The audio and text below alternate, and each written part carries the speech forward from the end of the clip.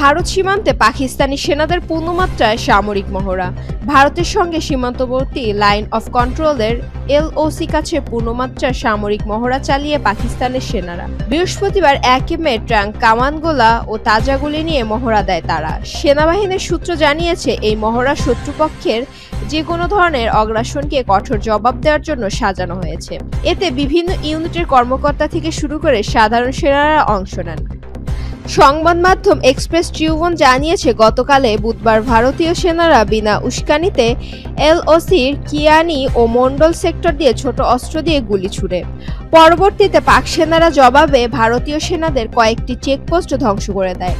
আর এই গোলাগুলি ও চেকপোস্ট ধ্বংস করার পরে সীমান্ত সামরিক মহড়ার আয়োজন করা হয়। গত 22 এপ্রিল ভারত নিয়ন্ত্রিত জম্মু কাশ্মীরের পেহেলগ্রামে 26 জনকে গুলি করে হত্যা করে বন্দুকধারীরা। এ ঘটনার পাকিস্তানি পরোক্ষভাবে এমন ঘটনার অভিযোগ তোলা ভারত। এরপর দুই দেশের মধ্যে উত্তেজনা তৈরি হয়। এ ঘটনার পরপর ভারত পাকিস্তানের সঙ্গে সিন্ধু নদ চুক্তি বাতিল ও সীমান্ত বন্ধ সহ বিভিন্ন পদক্ষেপ নেয়। এ জবাবে পাকিস্তান ও ভারতের সঙ্গে সীমান্ত বন্ধ এবং সিমলা চুক্তি স্থগিত করে।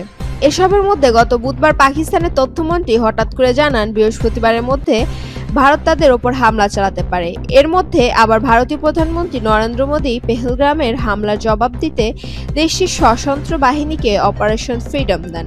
এতে পাকিস্তানের হামলার আশঙ্কা আরও বেড়ে যায়। তবে পাকিস্তানি সতর্কতা দিয়ে বলেছে, যদি তাদের ভূখণ্ডে কোনো ধরনের হামলা হয় তাহলে এটা কঠোর জবাব দেওয়া হবে।